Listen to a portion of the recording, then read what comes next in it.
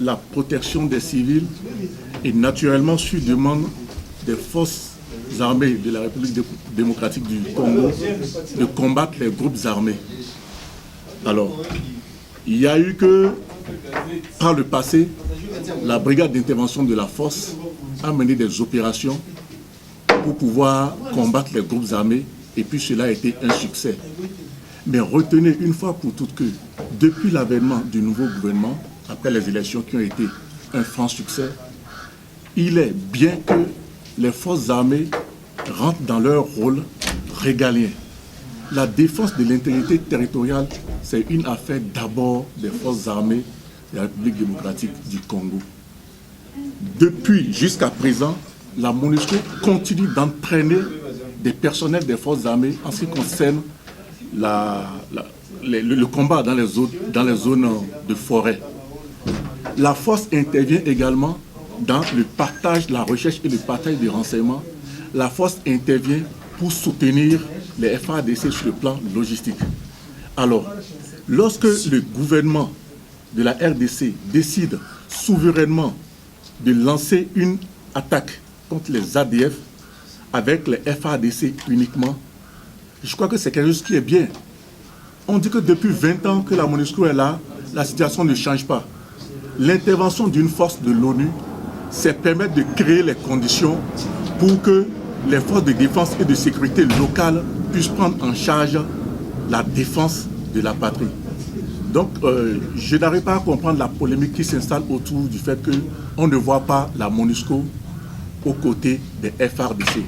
Une opération, pour être une réussite, a besoin d'être planifiée et d'être conduite ensemble.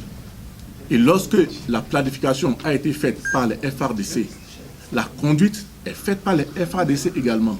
Cependant, lorsque l'appui de la MONUSCO a été demandé par les FARDC, à chaque fois, la MONUSCO a répondu positivement et a assuré ce qui a été demandé. Il importe actuellement que les populations qui, à raison, manifestent, il importe que ces populations comprennent que leurs actions ne seront pas constructives.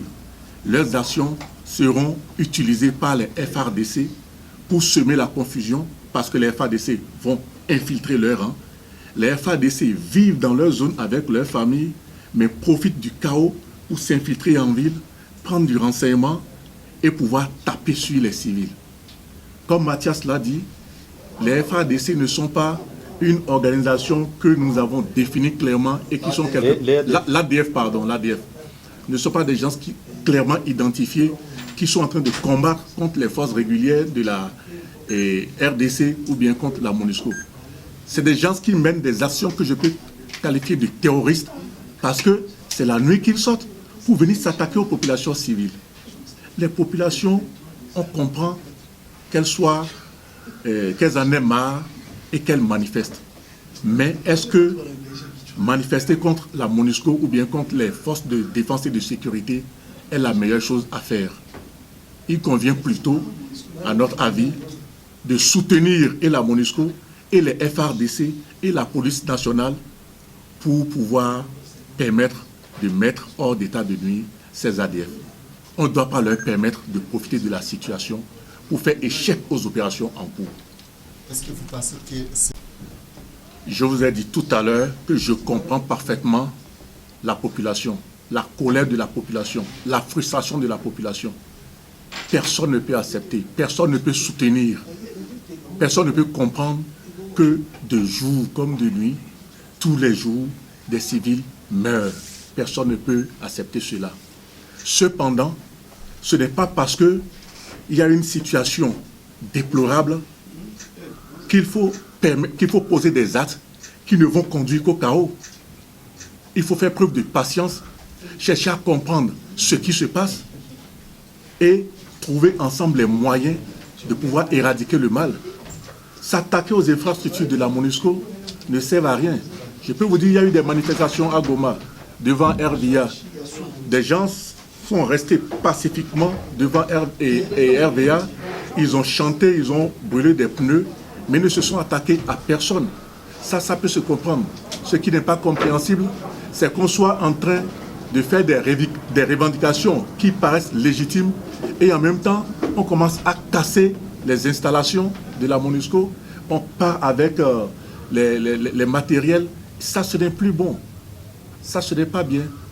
Donc je répète que nous comprenons nous comprenons que la population en est marre, mais on ne peut pas tolérer que la population pose des actes qui ne permettent pas d'accomplir le mandat qui est de la protéger. Lorsque ceux qui sont chargés de protéger sont pris comme cible, c'est vraiment très difficile à ceux-là de pouvoir protéger les populations. Voilà ce que je peux dire. Le gouvernement congolais demande l'appui de la MONUSCO au FARDC, mais la population demande le départ de la MONUSCO. Est-ce que vous pouvez, comment vous comprenez ça? Oui, vous savez, la MONUSCO est ici avec le consentement du gouvernement. Alors, il y a eu un accord qui a été signé, ce qu'on appelle le SOFA, Status of Force Agreement en anglais, qui permet aux forces de la MONUSCO d'être déployées ici.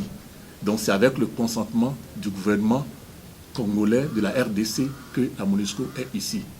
Et si un jour, il faudra que la MONUSCO quitte, ce sera aussi l'affaire du gouvernement souverain de la RDC. Et je répète que les populations peuvent avoir des raisons de manifester et de revendiquer. Il appartient au gouvernement souverain de prendre une décision vis-à-vis de la MONUSCO. Voilà ce que je peux vous dire. Merci.